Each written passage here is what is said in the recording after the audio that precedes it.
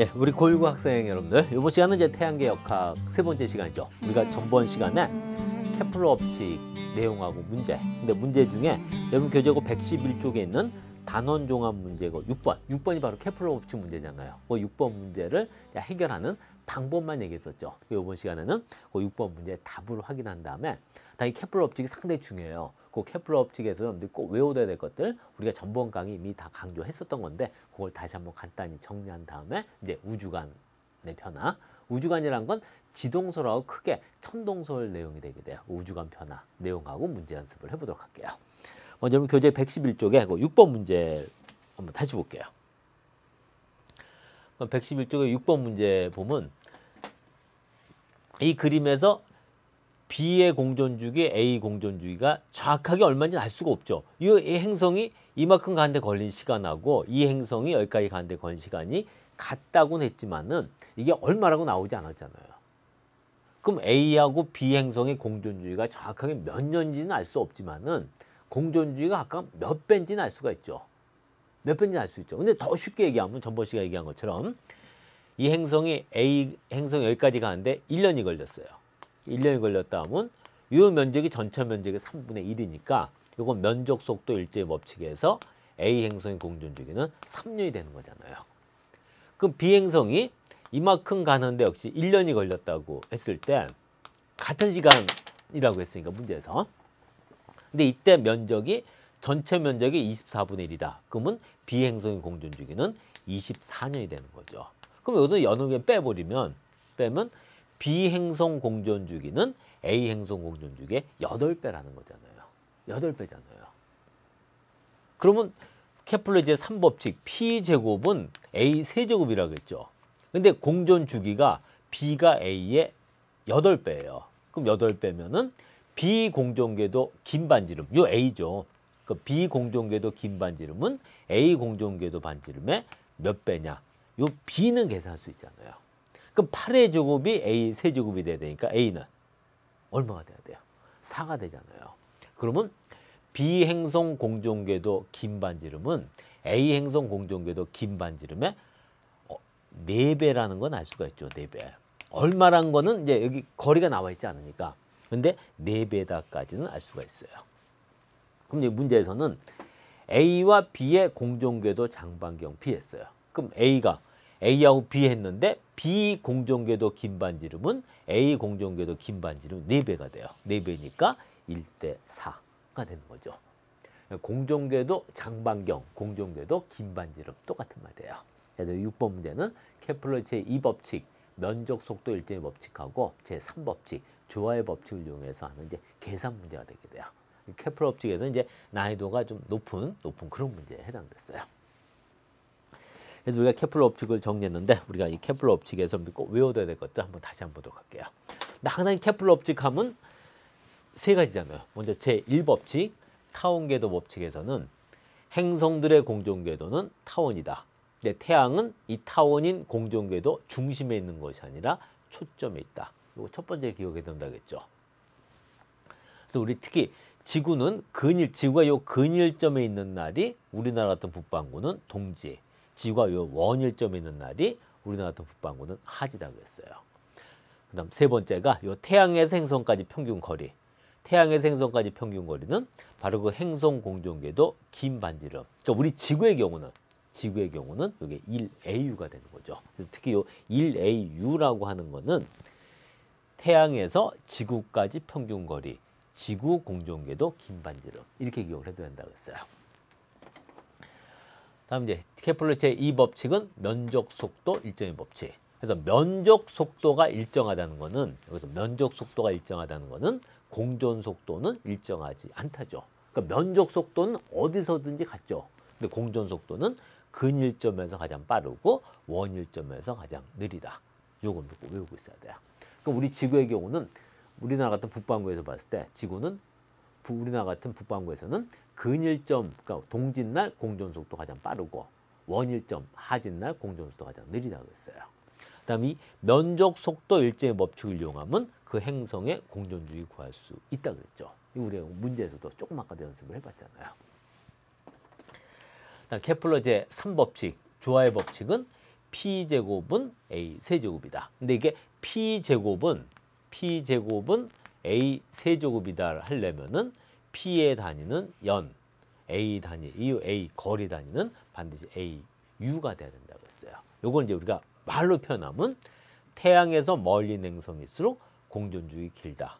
그럼 태양에서 멀리 있는 행성일수록 공전속도 느리다가 되는 거죠. 근데 이거는 행성에만 적용되는 것이 아니라 위성에도 적용이 된다고 그랬죠. 이제 예를 들어서 목성은 위성이 여러 개가 있다고 했잖아요. 그 목성에서 멀리 떨어져 있는 위성일수록 공전주기 길다. 그 목성에서 멀리 떨어져 있는 위성일수록 공전속도 느리다. 이렇게 한다고 했어요. 근데 이제 위성의 경우는 반드시 P제곱이 위성에서는 P제곱이 A 세제곱은 되지 않는다라는 거. 이거 조금 어려운 건데 이런 거 문제 있었잖아요. 그것도 좀 같이 알고 있어야 돼요. 그럼 이 케플러 제3법칙을 보면 이걸 가장 쉽게 표현하면 태양에서 멀리 있는 행성일수록 공전속도 느리고 태양이 가까이 있는 행성일수록 공전속도가 빠르다는 거죠. 그 이유는 바로 태양과 행성 사이의 인력, 한 단어로 바꾸면 중력 때문이라고 했잖아요. 그래서 이 케플러의 세 번째 법칙을 증명한 것이 바로 뉴턴의 만유인력 법칙이라고 했어요. 근데 이 내용은 이제 여러분들 앞으로 물리 분야 민석환 선생님하고 이 내용은 같이 다룬다고 했잖아요. 그래서 우리가 케플러 법칙 내용까지 정리를 했고, 이제 다음은 여러분 교재 71쪽으로 가서 이제 우주관의 변화가 돼요. 우주관 하면 이제 크게 천동설하고 지동설 있죠. 천동설이라는 거는 말 그대로 하늘이 돈다는 거예요. 그럼 지구가 우주의 중심에 있어요. 그럼 태양을 비롯한 모든 천체는 지구주를 돌고 있다. 이게 바로 천동설이 돼요. 천동설을 우리가 다른 말로 그럼 이건 지구가 우주의 중심에 있잖아요. 그래서 천동설을 지구 중심설이라 그래요. 천동설, 지구 중심설 똑같은 말이에요. 근데 실제는 태양이 지구주를 도는 것이 아니라 지구가 태양주를 돌고 있죠. 그러니까 지구는 우주의 중심이 아니라 태양주를 도는 행성 중에 하나에 불과하다는 거죠. 이게 바로 지동설, 지구가 돌고 있다는 거죠. 그럼 지동설에서는 우리 태양의 중심이 누구냐면 바로 태양이잖아요. 그래서 지동설을 우리가 다른 말로 태양 중심설이라고 그러게 돼. 태양이 우주의 중심에 있다라고 보는 거예요. 그래서 이거 같은 말이에요. 근데 요것부터 먼저 기억을 하고 있어야 돼요. 그러니까 지구 중심설을 천동설, 태양 중심설을 지동설 이렇게 얘기하게 돼요.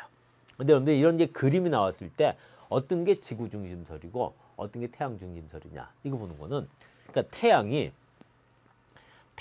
지구 주위를 돌면은 지구 중심설, 천동설이고 지구가 태양 주위를 돌면은 바로 이게 태양 중심설, 지동설이다. 이렇게 보는 게 가장 쉬운 말이 되게 돼요. 근데 이 천동설, 지동설에서 이제 좀 어려운 내용이 나오는데 근데 실제는 태양이 지구주를 도는 것이 아니라 지구가 태양주를 돌고 있잖아요. 그럼 이렇게 지구가 태양주를 돌기 때문에 생기는 여러 가지 현상들이 있어요. 근데 그 현상들 중에는 이 천동설, 지구 중심설로도 설명이 되는 현상이 있어요. 근데 만약 이 천동설, 지구 중심설이 지구가 태양주를 돌기 때문에 나타나는 현상을 100% 완벽하게 설명할 수 있다고 하면은 굳이 우리가 지동설 얘기를 할 필요가 없잖아요. 근데 설명이 되지 않는 것이 있다는 거죠. 그래서 여러분들 이 우주관 변화에서는 그러니까 실제는 지구가 태양주를 돌고 있는 거예요. 그럼 지구가 태양주를 돌기 때문에 생기는 현상들이 있어요. 그 현상들 중에는 이 천동설, 지구 중심설로 설명이 가능한 현상이 있고 천동설, 지구 중심설로는 설명할 수 없지만은 지동설로 설명이 가능한 현상이 있다는 거죠. 그걸 구별할 수 있어야 돼요. 근데 그 중에 이제 조금 어려운 몇 가지 용어들을 정리할 것들이 있어요. 그 첫 번째가 이 순행, 역행, 유라는 말이에요. 그럼 순행이란 건 뭐냐면 행성의 공전 방향이에요. 행성의 공전 방향을 순행이라고 그래요.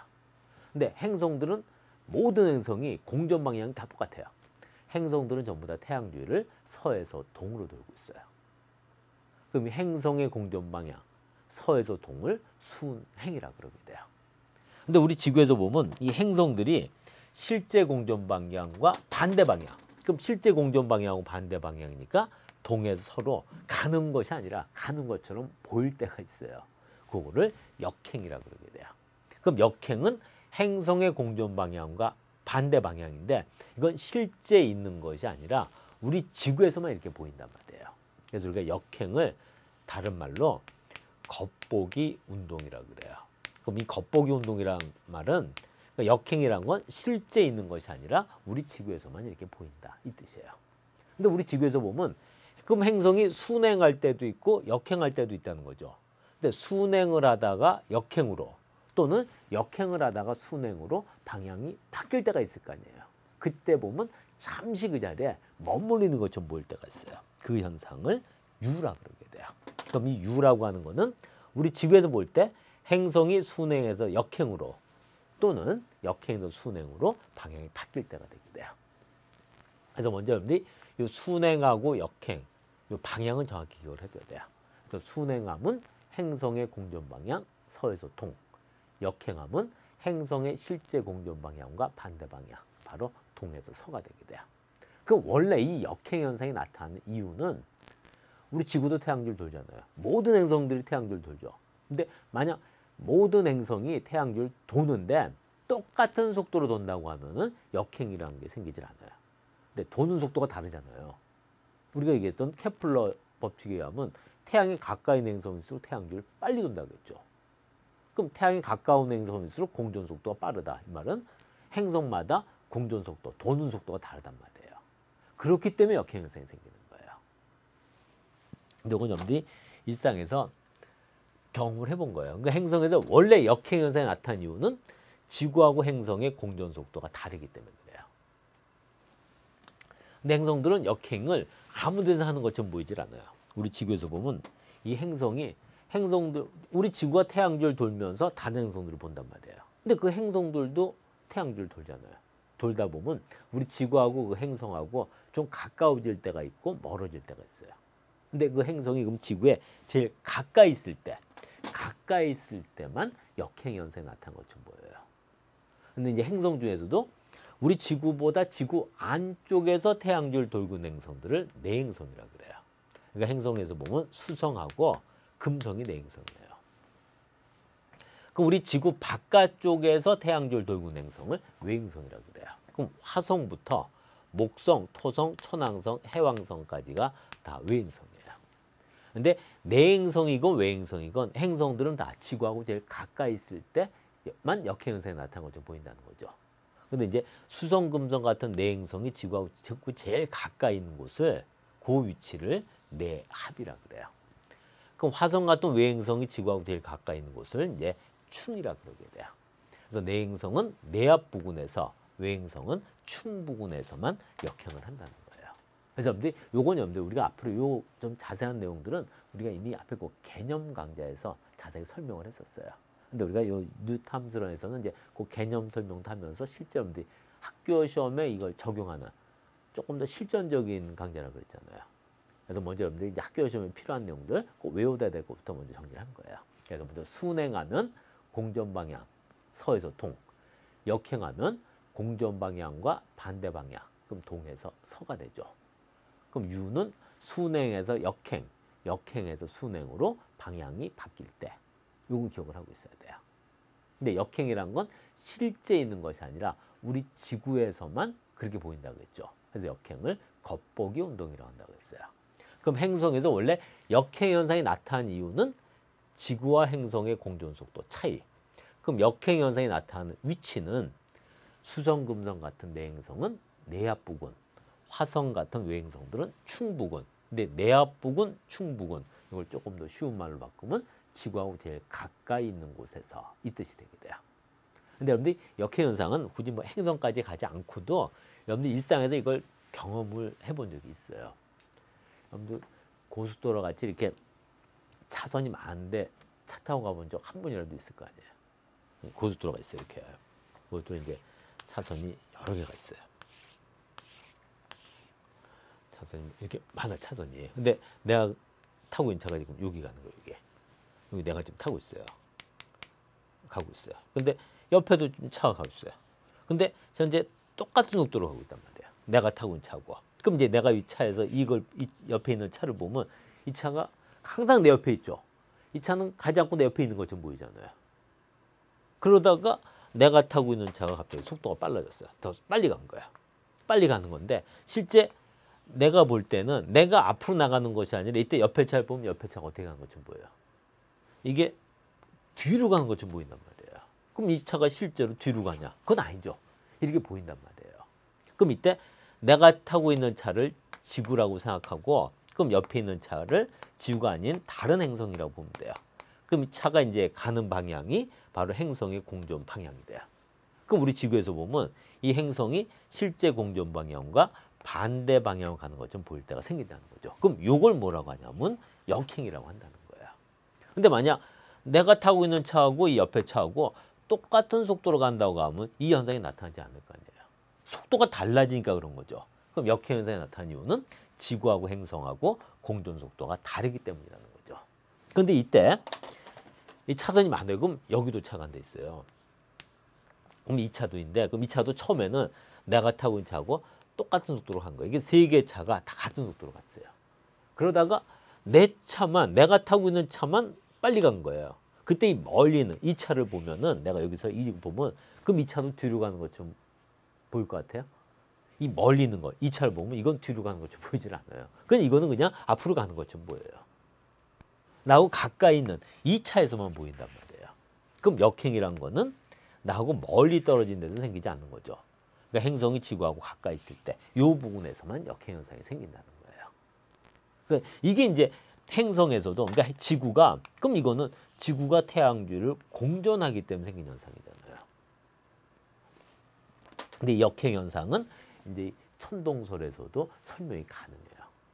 근데 그 천동설에서 그럼 이 역행을 어떻게 설명하냐? 그걸 하기 전에 우리가 이제 이 그림을 가지고 먼저 여러분 좀 알아둘 것이 있어요. 그럼 이건 이제 내행성이에요. 이게 지구라고 하면 실제는 지구가 이렇게 태양주를 돌고 있잖아요. 그럼 지구 안쪽에서 태양주를 돌고 있는 행성, 이게 내행성이에요. 그러니까 수성, 금성이 여기에 해당되는 거죠. 그럼 수성, 금성 같은 내행성들은 그럼 우리 지구에서 보면 여기가 지구하고 제일 가까이 있는 곳이잖아요. 그럼 이렇게 내행성이 지구하고 제일 가까이 있는 곳, 이 자리를 내압이라고 한다는 거예요. 그럼 우리 지구에서 보면 수성, 금성 같은 내행성들은 요 내압 부근, 요 근처에 있을 때, 여기 있을 때 역행하는 것처럼 보인다는 거죠. 그럼 이제 지구 바깥쪽에서 이렇게 태양주를 돌고 있는 행성들 있잖아요.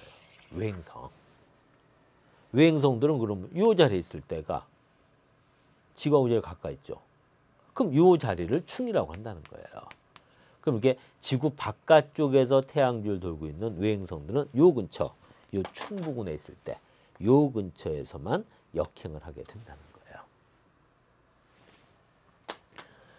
근데 여기서도 이제 특히 요 내행성인데 내행성은 이제 수성하고 금성이 있다고 했잖아요. 그럼 이제 이 수성이나 금성처럼 요 지구 안쪽에서 태양주를 돌고 있는 행성들은 이 지구 안쪽에 태양주를 돌고 있는 행성들은 지구에서 볼 때 태양하고 이 행성 사이 거리 있죠. 태양에서 행성까지 거리잖아요. 지구에서 태양까지 거리가 아니라 이 행성에서 태양까지 거리예요. 이 거리를 지구에서 각으로 표시할 수 있잖아요. 태양에서 행성까지 거리를 지구에서 각으로 표시한 거. 이런 각을 말 그대로 태양에서 행성까지 거리를 지구에서 이렇게 각으로 나타냈어요. 그래서 이런 각을 이각이라고 그래요. 이각. 근데 이렇게 지구 안쪽에서 태양주를 돌고 있는 행성들은 요 각이 그렇게 크지가 않다는 거죠. 그러면 이런 경우에는 요 부분이 직각이 될 때가 요 각이 제일 커져요. 요게 이각이 아니라 요게 이각이에요.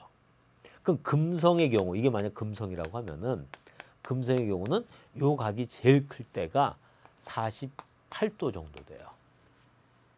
그럼 이 각이 가장 큰 곳, 요거를 이제 우리가 최대 이각이라고 그래요. 근데 수성은 만약 수성은 금성보다 더 안쪽에서 이렇게 태양주를 돌죠. 그럼 수성의 경우는 이 이각이 금성보다 더 작아야 되잖아요. 금성보다 더 안쪽에서 태양주를 도니까. 근데 금성이 요 각이 제일 클 때가 28도다, 48도다 그랬어요. 그럼 수성은 이거보다 더 작아요. 수성은 여기 한 28도 정도밖에 안 돼요. 그럼 이게 금성은 이 최대각이 48도, 수성은 28도 정도밖에 안 돼요. 조금 더 쉬운 말로 하면 그럼 수성과 금성은 우리 지구에서 보면 항상 요 태양 근처에, 요게 태양에서 가장 멀리 떨어져 있을 때가 금성이 48도밖에 안 되니까. 그러니까 수성, 금성은 태양 근처에서만 보인다는 거죠. 그래서 수성하고 금성은 우리 지구에서 볼 때 태양 근처에서만 볼 수가 있어요. 조금 더 구체적으로 하면 그래서 이 수성, 금성은 새벽녘 동쪽 하늘 아니면 초저녁 서쪽 하늘만 볼 수가 있어요. 그러니까 한밤중에 볼 수가 없어요. 밤은 깜깜한 밤에는. 그러니까 수성이나 금성은 새벽녘 아니면 초저녁에만 볼 수 있는 행성이에요. 그래서 우리가 하늘을 보면 제일 밝게 보이는 천체는 당연히 태양이죠. 그럼 태양 다음 밝게 보이는 천체가 달이잖아요. 그럼 달 다음에 3등이 누구냐면 금성이에요. 그래서 여러분들 보면 하늘에 보면 반짝반짝거리는 별들 있죠. 그 중에 제일 밝게 보이는 게 바로 금성이고 별이 아니라 행성인 금성이에요. 그래서 이게 새벽녘에 가장 밝게 보이는 천체가 있으면 반짝반짝거리는 게 있으면 그게 금성이에요. 만 초저녁에 가장 반짝반짝거리고 밝게 보이는 게 바로 금성이라고 보면 돼요. 옛날 사람들은 이게 새벽녘 동쪽 하늘에서 볼 수 있었던 금성을 이걸 샛별이라고 부르는 거예요. 그러니까 샛별이라고 하는 거는 별이 아니라 새벽에 동쪽 하늘에서 볼 수 있는 금성을 얘기하게 돼요. 그럼 초저녁에 볼 수 있는 금성도 있었을 거 아니에요. 그럼 초저녁에 서쪽 하늘에서 볼 수 있는 금성은 여기 이제 이름이 좀 특이한데 여러분들 이 말 들어본 적이 있는지 모르겠는데 개밥바라기라고 했어요.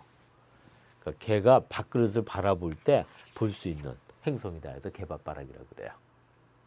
요즘에 이 개도 이제 막 개만 먹는 음식이 그러잖아요. 근데 전에 안 그랬어요. 개는 사람이 먹고 남은 음식을 주죠. 근데 과거에는 전기란 게 없었잖아요. 그러니까 해가 지면은 어두워지면은 그냥 다 자는 거예요. 그럼 어두워지기 전에 저녁을 먹어야 돼요. 밥은 먹고 자야 되잖아요. 밥 먹고 다 이제 설거지 해놓고 그리고 자는 거예요. 해가 지면. 그럼 해가 지기 전에 일단 사람들이 밥을 먹고 난 건 이제 개한테 준다고요. 그럼 설거지하고 남은 밥을 개한테 주면은 그때가 이제 해가 질 때쯤 돼요. 그때 보면 하늘에 밝게 보이는 행성이 바로 금성이에요. 그럼 이제 개는 계속 이런 일을 반복을 하니까 한 고마울 때쯤 되면 이제 조금 있으면 밥을 줄 거 아니에요. 밥그릇만 이렇게 쳐다보고 있는 거예요, 개가. 그러니까 개가 이 밥그릇 쳐다볼 때 볼 수 있는 행성이다 해서 이제 개밥바라기 이런 말을 썼어요. 이 말은 그러니까 금성은 새벽녘 아니면 초저녁 볼 수 있다는 거죠. 이게 바로 요거 때문에 그렇단 말이에요. 그 금성이 지구 안쪽에서 태양주를 도니까 이런 현상이 생기는 거 아니에요. 근데 요것도 우리가 천동설에 설명이 되게 돼요. 그러니까 조금 아까 얘기했었던 역행하고 이 수성과 금성의 최대 각은 지구가 태양주를 돌기 때문에 그러니까 지구가 태양주를 공전하기 때문에 생기는 현상이에요. 그러니까 수성과 금성의 최대각은 수성, 금성은 지구 안쪽에서 태양주를 돌기 때문이다. 도는 거 아니에요. 근데 이 두 가지는 천동설에서도 이걸 설명을 할 수 있다는 거예요. 근데 아까도 얘기했듯이 그럼 천동설 가지고 모든 현상을 다 설명할 수 있다고 하면 굳이 우리가 지동설이라는 거를 어렵게 만들 필요가 없단 말이에요. 그럼 천동설을 분명히 설명할 수 없는 어떤 현상이 있다는 거죠. 그중 대표적인 게 뭐냐면 이 금성의 경우인데 금성은 이렇게 지구 안쪽에 태양을 돌잖아요. 그럼 돌다 보면 우리 지구에서 보면 금성이 태양 바깥쪽 여기가 있을 때가 있어요. 이 자리는 이제 외압이라 그래요. 근데 이 자리에 있을 때 금성은 우리 지구에서 보면 보름달 모양을 보여요. 근데 여러분들 금성을 봤을 때 보름달 모양 보이는 금성 본 적 없죠? 이건 우리가 눈으로 볼 수 있는 건 아니에요. 망원경을 봤을 때. 근데 이 자리는 보름달 모양인데 지구에서 보면 태양하고 같은 방향의 금성이 있잖아요. 여기 지구 여기서 보면 우리 지구에서 보면 그럼 지구에서 볼 때 태양하고 같은 방향에 있다는 거는 태양하고 거의 같은 시간에 떠서 같은 시간에 진다는 거예요. 그럼 해하고 같은 시간에 떠서 같은 시간에 지면 해가 워낙 밝으니까 볼 수가 없어요. 우리 지구에서는. 실제 모양은 보름달인데 우리 지구에서는 볼 수가 없어요. 근데 만약 금성이 그러니까 요 자리가 아니라 요 근처, 요 외압이라고 하는 자리, 요 근처 이런 데 있으면은 요 자리에 있을 때는 완전한 보름달은 아니더라도 보름달에 가까운 모양을 보인단 말이에요. 그러니까 금성은 요 외압 부근에 있을 때는 보름달에 가까운 모양을 보이는데 이거는 천동설로 설명이 되질 않아요.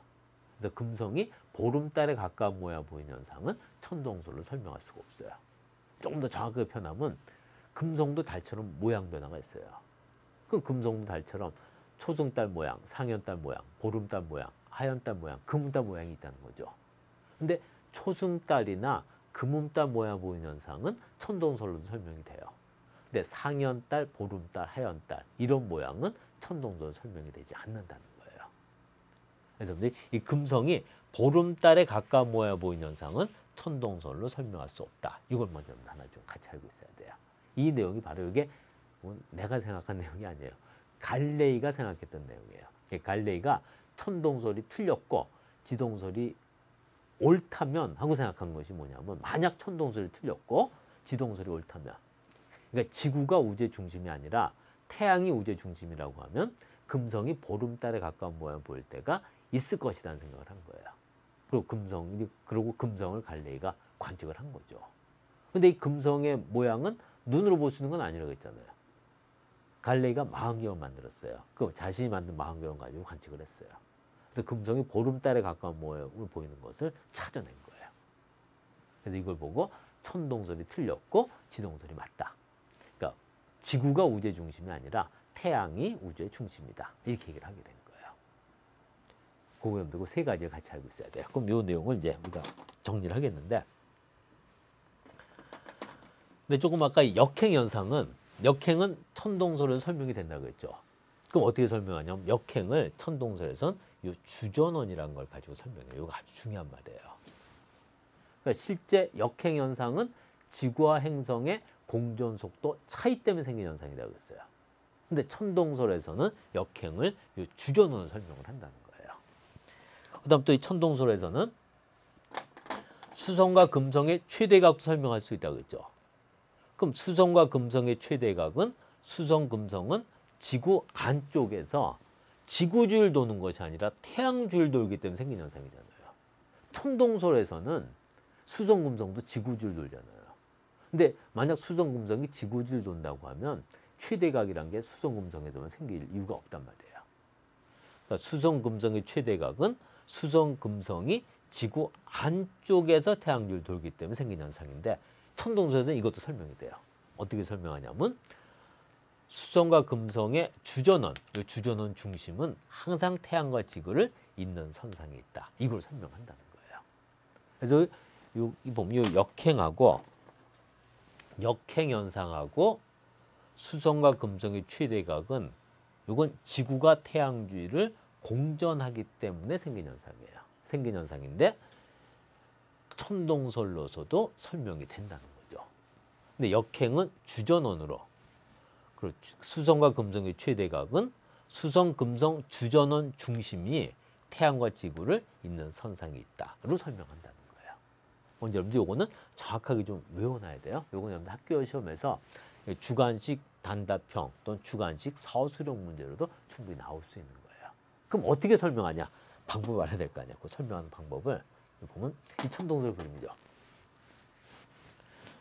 천동설에서는 이렇게 지구가 우주의 중심에 있어요. 그럼 태양을 비롯한 모든 행성이 다 지구주위를 돈단 말이에요.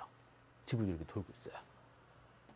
근데 역행은 지구와 행성의 공전 속도 차이, 지구가 태양 주위를 돌아야지만 생기는 거잖아요. 근데 그걸 설명을 하는 거예요. 어떻게 설명하냐면, 행성들이 지구주위를 도는데 그냥 돌질 않고 요 작은 원을 그리면서 돈단 말이에요. 작은 원. 그럼 요 행성이 만드는 요 작은 원, 요 원을 뭐라고 하냐면, 이 원을 바로 주전원이라고 그래요. 행성들이 지구주위를 도는데 그냥 도는 것이 아니라 이런 작은 원을 그리며 돈단 말이에요. 그러다 보면 우리 지구가 가만히 있어도 행성이 실제 공전 방향이죠. 실제 공전 방향하고 반대, 이렇게 할 때는 요 반대 방향으로 가는 것처럼 보일 때가 생기잖아요. 그럼 행성이 실제 공전 방향과 반대 방향으로 가는 현상, 이게 바로 역행 아니에요. 그러니까 행성들이 지구주위를 돌 때 요 작은 원을 그리면서 돌게 되면은 행성이 실제 공전 방향과 반대로 가는 것처럼 보일 때가 있단 말이에요. 역행이 설명이 되는 거죠. 요걸 주전원이라고 그러는 거예요. 무슨 말인가? 우리가 알고 있는 천동설을 처음으로 주장했던 이 대표한 사람이 프톨마스라는 사람이에요. 이 천동설을 대표한 사람인데, 그러니까 이 프톨마수라는 사람은 행성의 역행 현상을 관측을 했다는 거예요. 근데 지구가 우주의 중심에 놓고 그러니까 태양을 비롯한 모든 행성이 지구 주위를 돈다는 전제에서 역행을 설명하려고 하니까 이런 그림을 그려준 거죠. 그러면서 이제 수성과 금성의 최대각도 설명이 된다는 거예요. 여기 보면 이 수성하고 금성의 이 주전원 중심은 항상 여기 지구하고 태양을 잇는 선상에 있어요.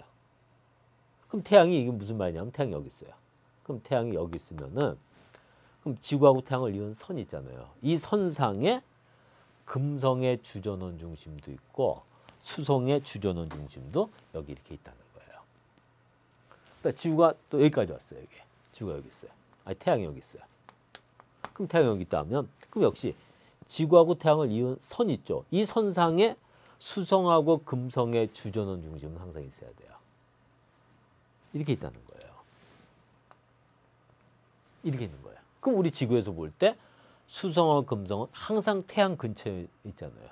그러니까 수성, 금성은 태양 근처에서만 관측이 된다는 거죠. 그러니까 우리가 수성과 금성의 최대가 이거는 수성, 금성은 태양 근처에서만 관측이 가능하다. 조금 더 구체적으로 하면 그래서 수성하고 금성은 새벽녘 아니면 초저녁에만 관측할 수 있다. 그러니까 수성, 금성은 한밤중에는 볼 수 없다 그랬죠. 이렇게 설명이 되는 거예요. 그러니까 수성하고 금성이 이게 새벽녘이나 초저녁에만 관측되는 것도 역시 프톨마스가 관측을 한 거예요. 그래서 이 천동설은 프톨마스보다도 훨씬 전에 나왔던 거예요. 근데 프톨마스 이전에 나왔던 천동설 가지고는 역행이나 이런 수성, 금성의 최대각을 설명하지 못했어요. 근데 프톨마스가 그 천동설에다가 이 주전원을 그려 넣어 가지고 역행하고 최대각을 설명을 한 거예요. 그래서 우리가 이제 천동설하면 이제 프톨마스 천동설 이 사람은 이제 대표적인 사람을 얘기를 하는 거예요. 근데 이 프톨마스 천동설에서 아까 금성이 보름달 모양 보이는 건 설명이 되지 않는단 말이에요. 그 금성이 보름달 모양 보이는 자리는 바로 여기 있잖아요. 보름달 모양 보이는 거 이거 설명이 되지 않는다고 했죠. 그럼 왜 설명이 안 되냐면 이 그림 다시 봤을 때 금성이 보름달 모양 보이는 자리는 외압이라고 했어요. 외압 이 자리 이 그림 기억나죠? 요 그림에서 여기 외압이잖아요. 여기 이 자리란 말이에요. 그러니까 지구에서 볼 때 금성이 태양 바깥쪽 바깥쪽에 있을 때 보름달 모양 보인단 말이에요. 이 자리란 말이에요. 근데 이 천동설에서는 수성, 금성은 태양보다 안쪽에 지구줄 돌죠. 그럼 태양 바깥쪽이면 이쪽이잖아요. 이쪽 방향. 그럼 지구에서 볼 때 수성이나 금성은 태양 바깥쪽 이쪽으로 갈 수가 없어요. 갈 방법이 없잖아요. 그럼 태양이 여기 있어요. 그럼 태양이 여기 있으면은 항상 지구하고 태양을 이은 선상에 수성하고 금성의 주전원 중심은 항상 여기 있어야 돼요. 그러니까 수성, 금성은 여기 있어야 되는 거죠. 그러니까 태양 바깥쪽 이쪽으로는 수성과 금성이 갈 수가 없단 말이에요. 갈 수가 없잖아요. 그러니까 이 천동설에서는 금성이 외압이란 자리로 지구에서 볼 때 태양 바깥쪽 방향으로 갈 수가 없어요. 그럼 이쪽으로 갈 수가 없다는 거는 보름달 모양 보이면 안 된다는 거죠. 근데 보여요. 설명이 안 되는 거예요. 그래서 금성이 보름달에 가까운 모양 보이는 현상은 천동설로 설명할 수 없는 대표적 현상이 되게 돼요. 그래서 아까도 얘기했듯이 갈릴레이가 이 천동설, 그러니까 지구 중심설인 지구가 중심에 있다는 천동설이 틀렸고 태양이 중심이라는 지구 중심이 맞다고 하면은 금성이 보름달에 가까운 모양 보일 때가 분명히 있을 것이다 라는 생각을 하고 관측으로 그걸 찾아냈다는 거죠.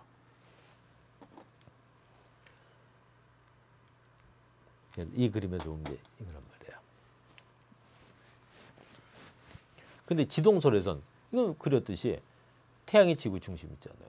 그럼 지구, 금성 다 이렇게 지구줄, 태양줄 도니까 그럼 지구에서 볼 때 금성이 돌다 보면 여기가 있을 수 있잖아요. 그러니까 태양이 중심인 이 지동설에서는 지구에서 볼 때 금성이 태양 바깥쪽 외압으로 갈 수 있죠. 보름달 모양 보이는 거죠. 이게 설명이 되지 않는다는 거예요.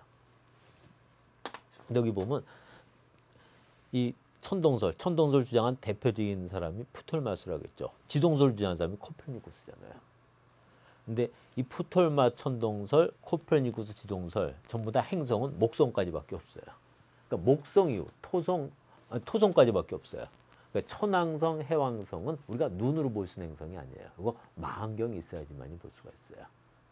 근데 이때는 이제 망원경이 제대로 나오기 전이기 때문에 행성은 토성이 끝인 줄 알았어요. 그러니까 천왕성, 해왕성은 그 이후예요. 그래서 이 코페르니쿠스 지동설에서도 행성 하나 토성까지만 그려놓게 돼요. 그리고 지구가 태양줄 돌건 태양이 지구줄 돌건 그 도는 길, 공전궤도는 다 원이라고 생각을 했어요. 근데 실제 이건 원이 아니라 타원이라겠죠. 그 타원이란 거는 케플러에서 밝혀졌잖아요. 근데 케플러는 이 지동설을 주장한 코페르니쿠스보다도 한참 후에 나온 사람이에요. 그래서 이때는 다 이 원이라고 생각을 했던 거예요. 그 다음 또 하나가 이 대표인 게 천동설에서 도저히 설명이 되지 않는 게 대표인 연주시차예요. 그 연주시차는 지구가 태양줄 공존하고 있다는 아주 명백한 증거 중에 하나예요. 그럼 이거는 당연히 프톨마스가 주장한 천동설은 당연히 설명이 되지 않는 거죠. 그럼 연주시차는 우리가 앞으로 이제 지구 공존 증거에서 또 나오게 되는데 그 그림 한번 보면 이거 연주시차는 우리 지구가 이렇게 태양줄 돈단 말이에요. 그럼 이제 하늘에 별이 있어요. 별이에요.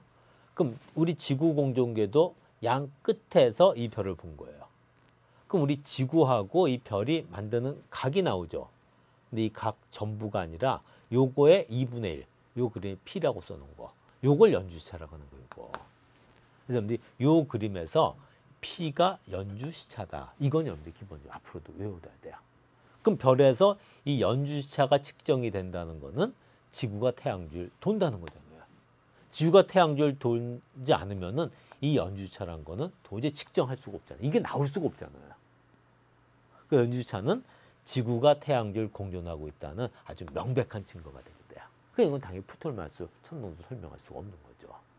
근데 이 당시에 이제 아주 유명한 과학자가 이 프톨마스, 코페르니쿠스, 갈레이도 있었지만은 티코 브라이라는 사람이 있었어요. 아주 이 사람이 관측에서는 실제 갈레이나 이런 사람보다 더 관측을 잘했던 사람이에요. 근데 티코 브라이도 그러니까 이 생각을 한 거예요.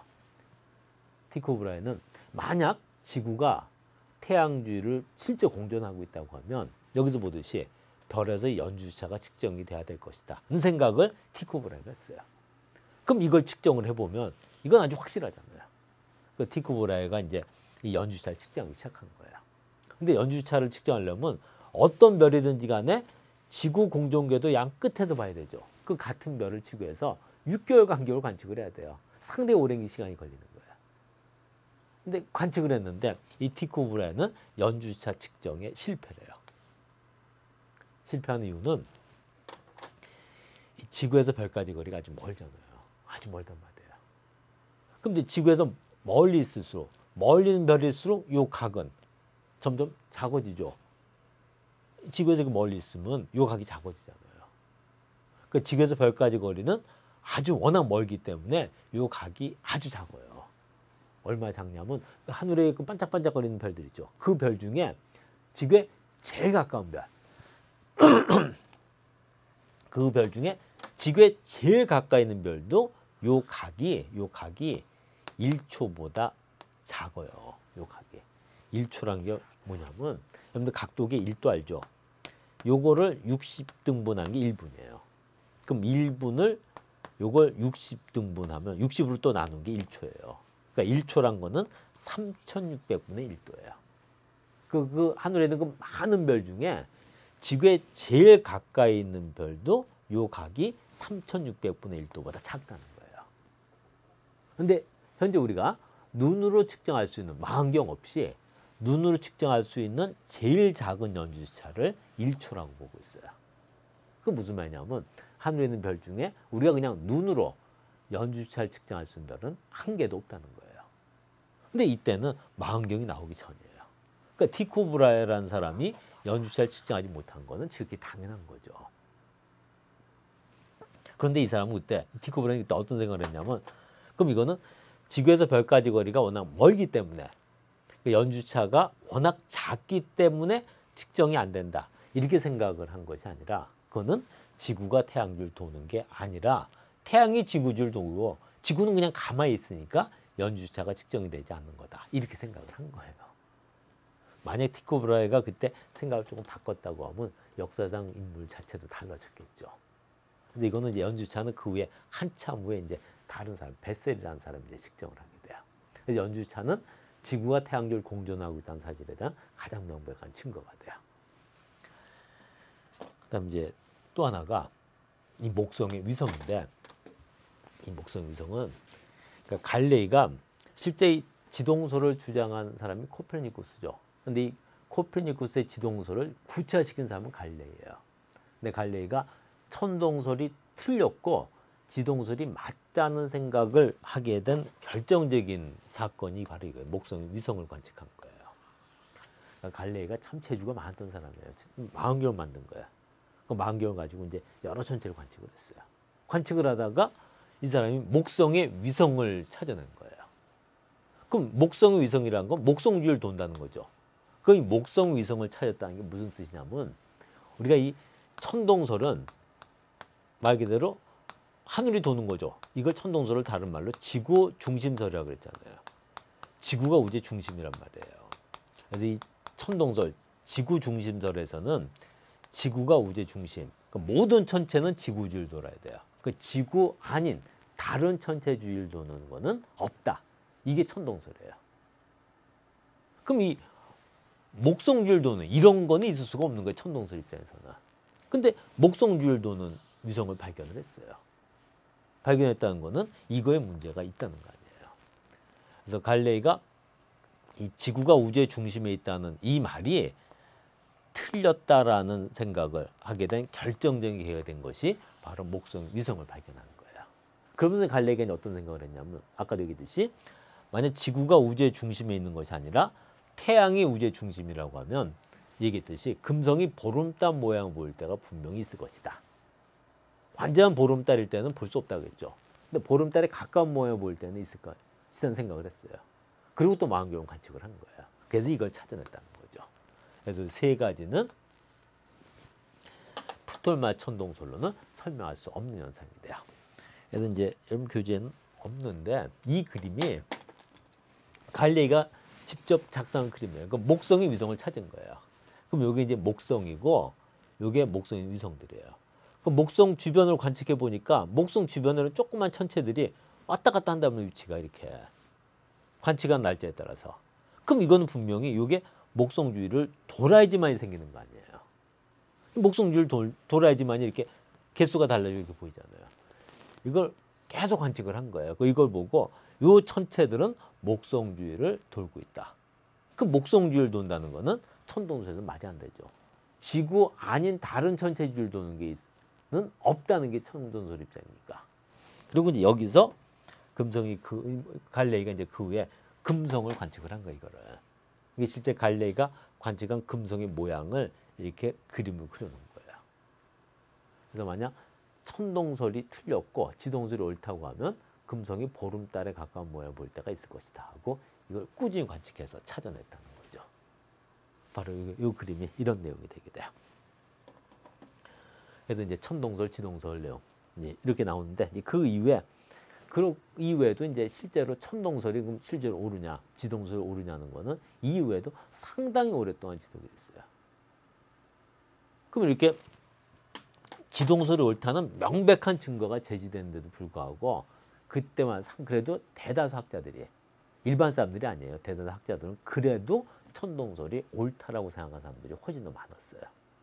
그 근본적인 이유가 뭐냐면, 모든 물체가 다 지구로 떨어지잖아요. 운석도 지구에 떨어지죠. 우리가 이런 걸 놔도 다 떨어지잖아요, 지구로. 그 모든 게 지구로 떨어진다는 거는 지구가 우주의 중심이기 때문이라는 거죠.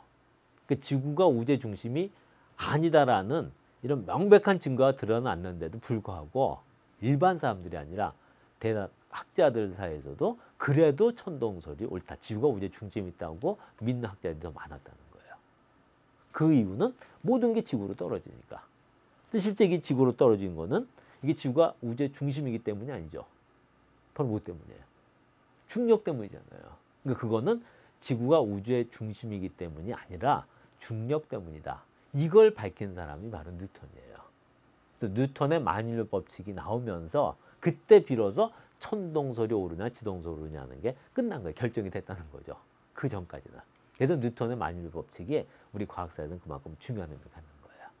근데 이때까지도 그러니까 지구가 우주의 중심이냐 태양이 우주의 중심이냐는 거였어요. 근데 실제 현재는 태양이 우주의 중심 아니죠. 태양은 우리 은하에 있는 별 중에 하나라고 했잖아요. 우리 은하에는 태양 같은 별이 1000억 개가 넘는다고 그랬잖아요. 그 중에 하나란 말이에요. 근데 태양은 또 우리 은하 중심에 있는 별도 아니죠. 우리 은하 외곽, 가장자리에 있잖아요. 근데 우주에는 또 우리 은하가 우주의 전부가 아니죠. 그러니까 뉴턴 시절만 하더라도 우리 은하가 우주의 전부라고 생각을 했었어요. 근데 우주에는 우리 은하 같은 이런 은하들이 또 셀 수도 없이 많다고 했잖아요. 그 은하 자체가 은하라고 하는 것이 별이 최소 100억 개 이상 모이는 곳인데 그런 은하가 우주에는 또 셀 수 없이 많다고 했죠. 그럼 현재 우리 은하 있는 자리가 우주의 중심이냐? 그건 아니다가 아니라 모른다 그랬죠. 현재 우주는 팽창하고 있는데 팽창한 우주에는 중심이 없다 그랬잖아요. 그렇게 확정이 됐단 말이에요. 그러니까 이제 과학이 계속 발전을 하면 새로운 사실이 밝혀진 거죠. 그래서 우리가 앞에도 얘기했듯이 최근에는 이 우주, 우리가 알고 있는 우주가 또 하나가 아니라 우주가 또 여러 개, 우주 자체가 우주가 여러 개일 수도 있다라는 데까지 현대과학은 나왔다는 얘기를 했었어요. 그래서 그건 이제 앞에 나왔던 거고, 일단 이제 우주관 변화에서는 프톨마스 천동설하고 코페르니쿠스 지동설 꼭 그림으로 구별할 수 있어야 돼요. 그래서 특히 역행하고 수성과 금성의 최대각은 프톨마스 천동설로도 설명이 가능하다고 했죠. 근데 설명하는 방법까지 알고 있어야 돼요. 근데 이제 금성이 보름달에 가까운 모여 보이는 현상, 그다음 별의 연주시차, 그리고 이 목성의 위성 이런 거는 프톨마스 천동설로 설명할 수 없는 현상이라는 거, 그것도 같이 알고 있어야 되는 거고요. 그런 걸 꼭 좀 같이 이렇게 외워놔야 돼요. 이렇게 여러분 교재 이제 문제를 가지고 몇 개 연습을 해보겠는데, 여러분 교재 77쪽에 8번 문제 보면은 나왔던 그림이죠. 이런 그림이 나왔을 때 이 그림 중 어떤 게 천동설이고 어떤 게 지동설이냐, 여러분들 이거는 확실히 구별할 수 있어야 돼요. 그럼 봤을 때 태양을 비롯한 모든 행성이 지구주위를 돌면은 천동설이죠. 그러니까 지구가 중심에 있으면 지구 중심설, 천동설이 돼요. 근데 지구를 비롯한 모든 행성이 태양 주위를 돌면은 이게 바로 지동설. 그러니까 태양이 중심에 있으면 이게 바로 태양 중심설인 지동설이 되게 돼요. 근데 특히 천동설에서 요 자구논, 이걸 뭐라 한다고 했어요? 요 자구논을 주전원, 여러분들 주전원 요거 반드시 외우고 있어야 돼요. 그러니까 천동설에서는 이 주전원을 가지고 역행도 설명하고 최대각도 설명한다고 했죠. 만약 주전원이 없으면 천동설에서는 역행이나 최대각을 설명할 수가 없다 그랬잖아요. 그거 같이 알고 있어야 돼요. 그래서 우리가 이제 이번 시간은 천동설, 지동설, 우주관 내용을 쭉 정리했었고, 다음 시간에는 이 우주관 관련된 내용을 이제 교재에 있는 문제 가지고 연습을 해본 다음에 다음 문제 지구의 자전 공전, 참 복잡한 부분인데 그 지구 자전 내용을 이제 하나하나 또 정리하고 문제 연습을 해보도록 하겠습니다.